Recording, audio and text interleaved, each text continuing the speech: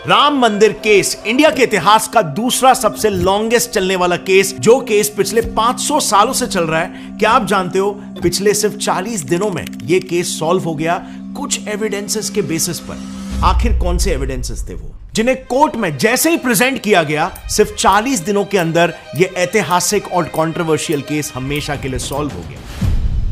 और वो भी सुप्रीम कोर्ट ने बकायदा अपने फर्स्ट हियरिंग में एग्जैक्टली 14 अक्टूबर 2019 की डेट देकर कहा था कि हम इस दिन इस केस को फाइनली कंक्लूड कर देंगे। इसके पीछे के रीजंस काफी इंटरेस्टिंग है। सिर्फ 2 स्ट्रॉन्ग एविडेंसेस की वजह से ये हो पाया। And mind you, in evidences में ऐसे भी सबूत शामिल है जिसमें खुद मुगल्स और ब्रिटिशर्स ने तक ये ओपनली एक्सेप्ट किया है कि यस, वहां पर हिस्टोरिकली राम मंदिर मौजूद था। सो फाइनली इन एविडेंसेस की वजह से राम मंदिर तो बन गया, लेकिन इस पर ऑपोजिशन और कई मीडिया रिपोर्ट्स का यह भी मानना है कि देश के पैसों की टोटल बर्बादी है। इनफैक्ट बिहार के डिप्यूटी सीएम तेजस्वी यादव जी ने तो मंदिर को वेस्ट ऑफ मनी प्रूव करते हुए कहा कि भूख लगने पर, बीमार होने पर आदमी कहां जाएगा, मंदिर में। उल्टा मंदिर में तो दान देना पड़ता है। भूख लगेगा तो मंदिर जाइएगा, वहां तो दान देना पड़ता है। बेसिकली इनका कहना है कि गवर्नमेंट ने मंदिर बनाने में पैसे बर्बाद कर दिए। लेकिन do you know, interesting fact तो यह है कि इस मंदिर बनाने में सरकार की जेब से 1 रुपया भी खर्च नहीं हुआ है। अब आप बोलोगे तो फिर डोनेशन के पैसों से बना होगा। नहीं, डोनेशन का भी 1 रुपया यहां पर खर्च नहीं हुआ है। तो आखिर राम मंदिर बना कैसे? राम मंदिर ट्रस्ट ने ना एक सिंपल बट एकदम इफेक्टिव स्ट्रैटेजी यूज की, जिसे आगे मैं डिस्कस करूंगा, और इसीलिए वीडियो को एंड तक देखना, क्योंकि ये सब समझने के लिए हमें कहानी को एकदम शुरुआत से शुरू करना होगा। इस पूरे 500 साल के लीगल जर्नी को मैं आपको सिर्फ 5 मिनट में सिंप्लीफाई करके समझा दूंगा। एंड आई एम श्योर कि इस वीडियो के देखने के बाद आपको राम मंदिर केस स्टार्ट टू एंड समझ आ चुका होगा। सो इस केस की प्रॉपर क्लैरिटी के लिए ना, मैंने इस पूरे राम मंदिर जन्मभूमि कोर्ट केस को 3 मेजर टाइमलाइंस में डिवाइड किया है। सो शुरुआत करते हैं पहले टाइमलाइन से, जो है 1528 से 1947। साल 1528 में मुगल बादशाह बाबर ने अपने कमांडर मीर बाकी को यह ऑर्डर दिया कि वो अयोध्या में मौजूद राम मंदिर को तोड़कर वहां पर मस्जिद बनाए, और उसी राम मंदिर को तुड़वाकर जो मस्जिद बनी थी उसे बाबरी मस्जिद नाम दे दिया गया। बट कई लिटरेरी सोर्सेस के हिसाब से वहां के लोकल्स बाबरी मस्जिद के बाहर उस सेम जगह पर, जिसे राम चबूतरा कहते हैं, वहां पर राम भगवान की पूजा फिर भी किया करते थे। इसी को लेकर वहां पर कई छोटे मोटे रायट्स हिस्टोरिकली होते आए हैं, क्योंकि ऑफ कोर्स एक ही जगह पर दोनों रिलीजियंस पूजा कर रहे हैं। बट 1853 से 1859 के बीच इन 6 सालों में ये रायट्स काफी ज्यादा वायलेंट होने लग गए थे। इतने वायलेंट कि इतने सालों से इस इशू को इग्नोर कर रही ब्रिटिश गवर्नमेंट को भी इसमें खुद इंटरवीन करना पड़ा। सो ब्रिटिश सरकार ने सबसे पहले बाबरी राम मंदिर एरिया को अपने कंट्रोल में लिया। फिर दोनों पार्टीज में एक पीस एग्रीमेंट साइन करवाया। उन्होंने मंदिर एरिया को 2 हिस्सों में डिवाइड किया। पहला बाबरी मस्जिद वाला हिस्सा मुस्लिम्स को सौंपा गया, और दूसरा सीता रसोई और राम चबूतरे वाला हिस्सा हिंदूज को दे दिया गया, जहां पर हिंदूज ऑलरेडी पूजा भी किया करते थे। और दोनों साइड्स के बीच में उन्होंने फेंसिंग करवा दी। अब इस सेटलमेंट से भी लोग खुश नहीं थे, स्पेशली हिंदूज, क्योंकि उनके हिसाब से अगर ऐसा ही था तो इसका मतलब तो यह हो जाएगा कि हिंदूज को एक खुले मैदान में भगवान की पूजा करनी पड़ेगी।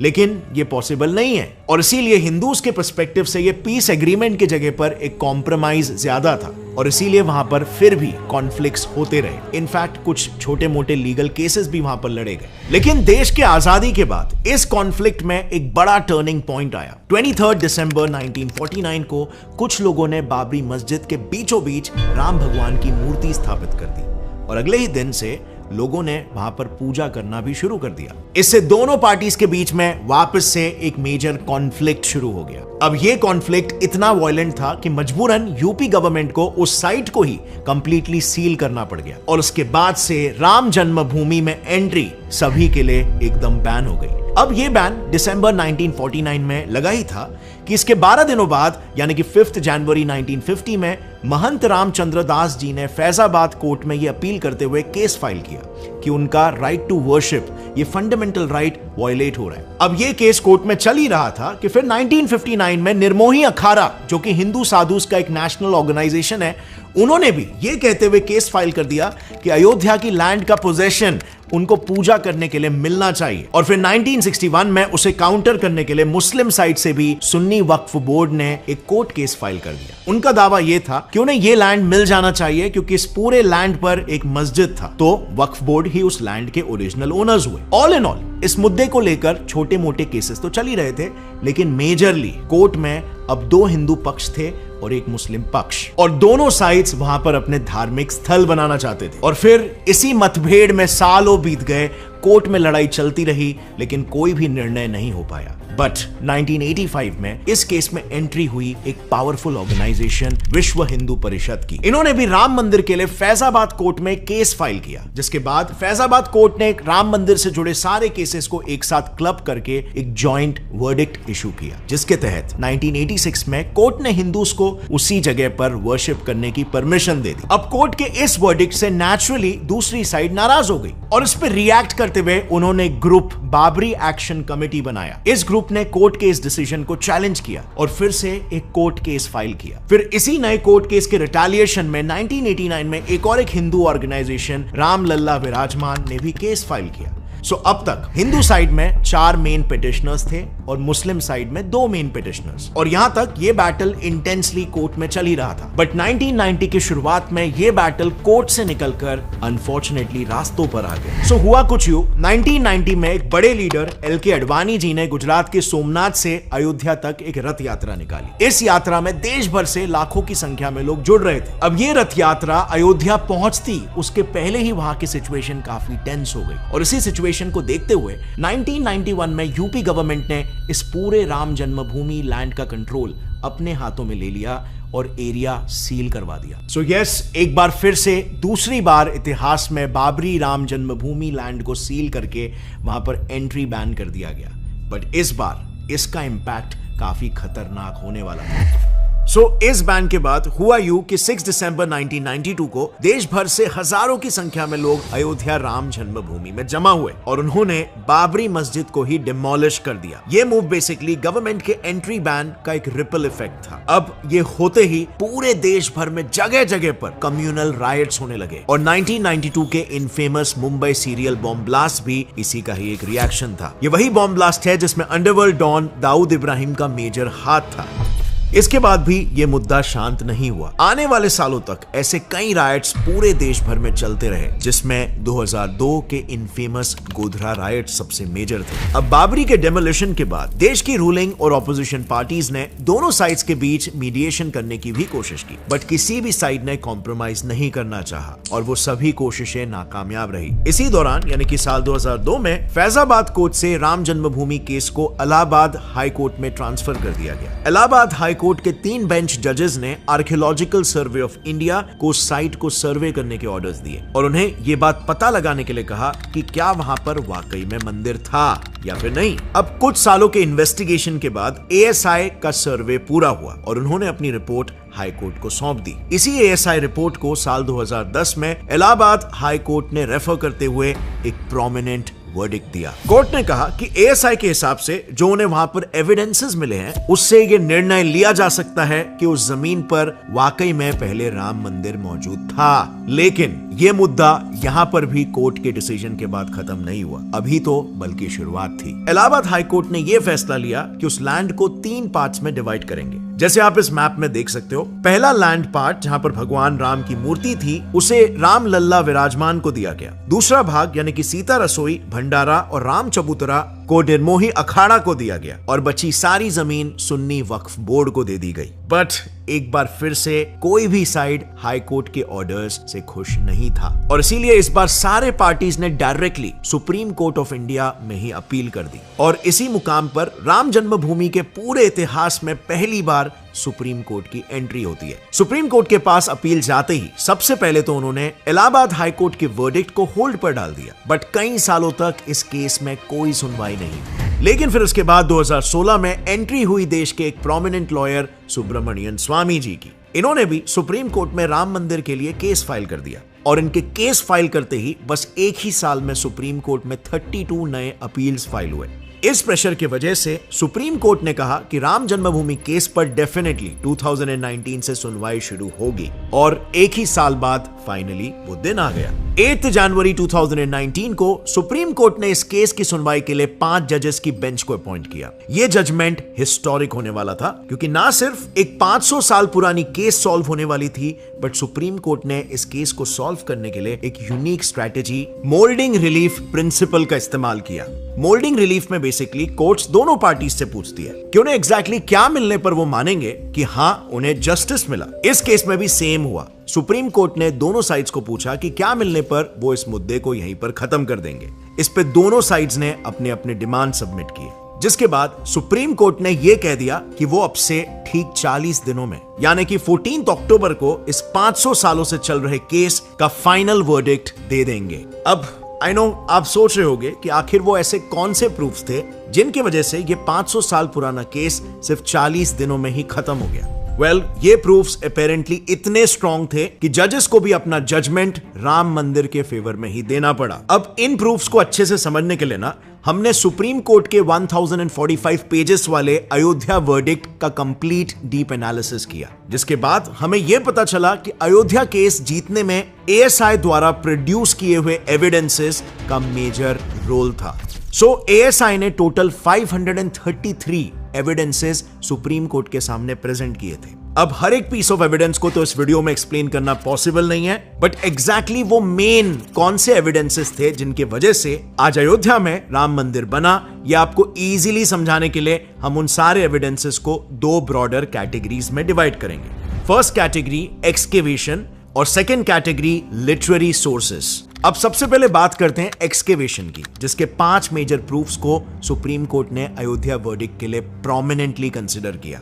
Proof number 1, Vishnu Hari inscription. यह है विष्णु हरि इंस्क्रिप्शन स्टोन जो एएसआई को बाबरी मस्जिद के निचले ढांचे से मिला था। इस इंस्क्रिप्शन स्टोन में टोटल 20 लाइंस में हिंदू वर्सेस लिखे हुए थे। जब एएसआई ने इसकी रीडिंग की तो इस इंस्क्रिप्शन के 19th लाइन में यह क्लियरली मेंशन था कि यह मंदिर है उस राजा का जिसने 10 सिर वाले राक्षस को मारा था। अब आई नो ये किसी को एक्सप्लेन करने की जरूरत नहीं है कि वो 10 सिरों वाला राक्षस कौन था और उसे मारने वाला राजा कौन था, और इसीलिए सुप्रीम कोर्ट ने इस प्रूफ को प्रोमिनेंटली कंसिडर किया। Proof number 2, Hindu bell in a mosque. ये देखो, ये बेल मॉस्क के पिलर में बंधी हुई थी। Shocking right? ये उतना ही शॉकिंग था सुप्रीम कोर्ट के लिए भी। जब एएसआई ने जजेस को यह बताया कि इस्लाम में आरती और उसमें यूज होने वाले बेल का कोई कॉन्सेप्ट ही नहीं है, जबकि हिंदुइज्म में बेल काफी इंपॉर्टेंस रखता है और मोस्टली आपको हर मंदिर में दिखने मिल जाएगा, तो इस प्रूफ को भी सुप्रीम कोर्ट को कंसिडर करना पड़ा।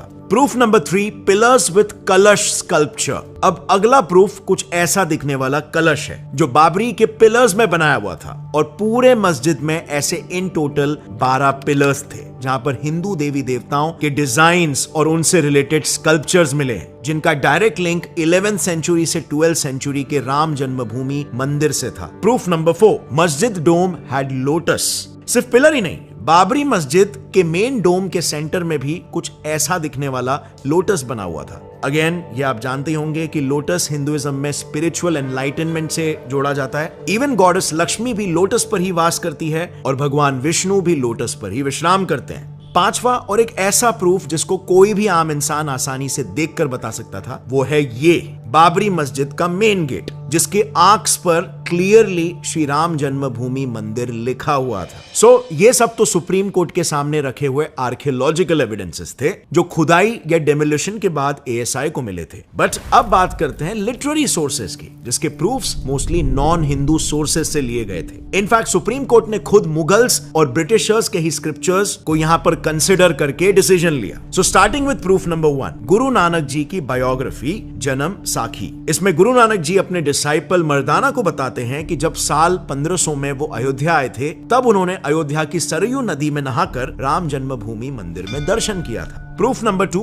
तुलसीदास जी की बुक तुलसी दोह शतक। तुलसीदास जी इसमें बताते हैं कि साल 1528 के गर्मी के मौसम में कुछ बाहर से आए फॉरेन इन्वेडर्स ने अयोध्या के राम जन्मभूमि मंदिर को तोड़कर वहां पर मस्जिद बनाया, और इसी दौरान इन्वेडर्स ने वहां के कई हिंदूज को जान से मार डाला, विच अगेन प्रूव्ड कि वहां पर मंदिर था। Proof number 3, foreign travelogue court में सिर्फ इंडियन लिटरेरी प्रूफ्स को ही कंसिडर नहीं किया गया। सुप्रीम कोर्ट ने विलियम फिंच और टिफिन थैलर जैसे फॉरेन ट्रैवलर्स के ट्रैवलॉग्स, यानी कि जैसे आज घूमते समय लोग ट्रैवल व्लॉग्स रिकॉर्ड करते हैं, वैसे ही पहले के ट्रैवलर्स अपने ट्रैवलिंग के दौरान अपने ऑब्जर्वेशंस को बुक में लिखा करते थे। इन्हीं ट्रैवलर्स में से एक थे ब्रिटिश ट्रैवलर विलियम फिंच, जिन्होंने अपनी book early travels in India 1583 से 1619 के बीच में लिखी है। और जब वो 1608 में अपने अयोध्या विजिट के लिए गए तो उन्होंने ये मेंशन किया कि वो एक रामकोट नाम की जगह पर गए और तब उन्होंने देखा कि वहां पर रामचंद्र का कैसल यानी कि महल हुआ करता था, जिसके कुछ अवशेष अभी भी बचे थे।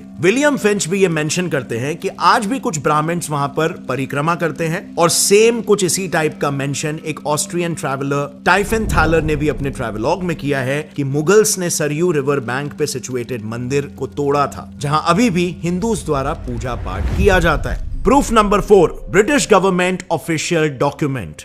ब्रिटिश रूल के टाइम एएसआई के first director general Alexander Cunningham ने अवध प्रोविंस के ऑफिशियल डॉक्यूमेंट में कहा है कि अयोध्या में जन्म स्थान वाले जगह पर एक बड़ा मंदिर हुआ करता था, जिसके कॉलम्स को यूज करके बाबरी मॉस्क बनाया गया है। इवन साल 1886 में फैजाबाद डिस्ट्रिक्ट के जज कर्नल जेईए शैमियर के पास एक केस आया जिसमें महंत रघुबीर दास जी ने उनसे ऑलरेडी पूजा हो रहे जगह पर मंदिर बनवाने की रिक्वेस्ट की। इस रिक्वेस्ट पर जज शैमियर ने खुद पर्सनली वहां पर जाकर जांच की, जिस जांच के ऊपर उन्होंने ऑफिशियली लिखा भी है कि अनफॉर्चुनेटली मस्जिद हिंदूज के सेक्रेट जगह पर बनाया गया है। अब बात करते हैं प्रूफ नंबर 5 की, मुगल बादशाह औरंगजेब की ग्रैंड डॉटर के द्वारा लिखा गया लेटर। साल 1707 में औरंगजेब की ग्रैंड डॉटर ने मुस्लिम राजाओं को ऑर्डर दिया कि वो हिंदूज के ऊपर एग्रेसिवली जिजिया यानी रिलीजियस टैक्स अप्लाई करें और उनकी मूर्ति पूजाओं को रोके, कुछ उस तरह से जैसे मुगल राजाओं ने 3 मेजर मंदिर जैसे अयोध्या का राम मंदिर, काशी का विश्वनाथ मंदिर और मथुरा के कृष्ण मंदिर को तोड़ा था। इस लेटर के रिकॉर्ड सुप्रीम कोर्ट को मुगल एरा के इस्लामिक राइटर नसीर बहादुर की बुक सहीफा ए चहाल में मिला। इस तरह के टोटल 533 एविडेंसेस, प्रूफ्स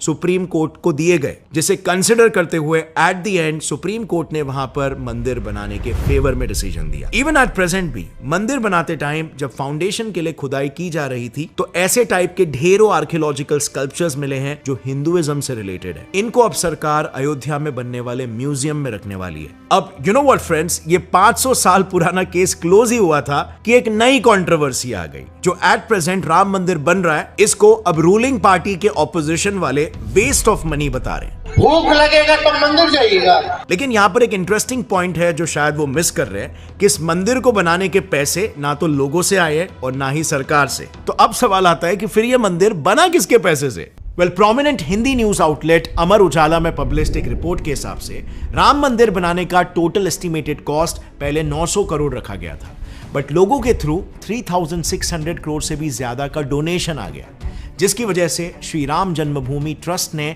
अपने पैसे बड़े ही smartly 3 banks, State Bank of India, Punjab National Bank और बैंक ऑफ बड़ौदा में इन्वेस्टमेंट के लिए रख दिया। और फिर इन्हीं बैंक्स में रखे गए पैसों से जो इंटरेस्ट आया, उसी ब्याज से ये पूरा मंदिर बना हुआ है। और इसी वजह से ना यहां पर सरकार के पैसे यूज हुए हैं और ना ही डोनेशन के पैसे। बट आज जो भी ऑपोजिशन लीडर्स इसे वेस्ट ऑफ मनी बता रहे हैं, असल में इस मंदिर से देश की इकोनॉमी में एक अच्छा खासा पैसा आने वाला है और आना शुरू भी हो चुका है। राम मंदिर की वजह से अयोध्या में आज 5 स्टार होटल्स जैसे ताज, रैडिसन, आईटीसी ओपन हो रहे हैं। Confederation of all Indian traders का एस्टिमेट है कि राम मंदिर के वजह से अयोध्या में 1 लाख करोड़ का बिजनेस जनरेट होने वाला है, एक इकोसिस्टम क्रिएट होगा। इवन इंडिया टुडे में रिसेंटली पब्लिश्ड एक रिपोर्ट के हिसाब से राम मंदिर के प्राण प्रतिष्ठान के पहले ही अयोध्या में 20,000 लोगों को ऑलरेडी हॉस्पिटैलिटी इंडस्ट्री में जॉब मिल चुका है। इनफैक्ट मैं भी जब इस मामले में थोड़ा रिसर्च कर रहा था तो आई वॉज शॉक्ड। 22 जनवरी के दिन शायद ही अयोध्या के कोई भी होटल में 1 नाइट स्टे का रेट 20,000 रुपए से कम है। आज इस मंदिर के कारण अयोध्या में एयरपोर्ट, हाईवेज जैसे कई मेगा प्रोजेक्ट्स भी बने, जिससे उस रीजन का ओवरऑल डेवलपमेंट हो रहा है। सो फ्रेंड्स, अब लेट मी आस्क यू, आपकी क्या राय है इस पूरे मुद्दे में? नीचे कमेंट सेक्शन में मेरे साथ जरूर शेयर करना। अब एक तरफ यूपी में ये चल रहा है तो दूसरी तरफ आसाम के सीएम हिमंत बिस्वा शर्मा जी, जो by the way north east के योगी बुलाए जाते हैं, वो इंडिया में पहली बार पॉलीगेमी को बैन करने जा रहे हैं, जबकि ये डिसीजन कहा जा रहा है मुस्लिम्स के फंडामेंटल राइट्स को अफेक्ट कर सकता है। तो आखिर वो ये बैन कैसे ला पाएंगे? वेल इस पूरे मुद्दे को डिटेल में मैंने इस वीडियो में कवर किया है, इसे आप यहां पर क्लिक करके देख सकते हो। काफी इंटरेस्टिंग पर्सपेक्टिव है। अगर आपको इस वीडियो से कुछ भी नया सीखने मिला तो एक लाइक जरूर ठोकना और सब्सक्राइब कर लो मेरे चैनल को, क्योंकि ऐसे ही इंटरेस्टिंग वीडियोस आगे भी आते रहेंगे। सी यू नेक्स्ट टाइम, तब तक के लिए as always stay curious and keep learning. जय हिंद।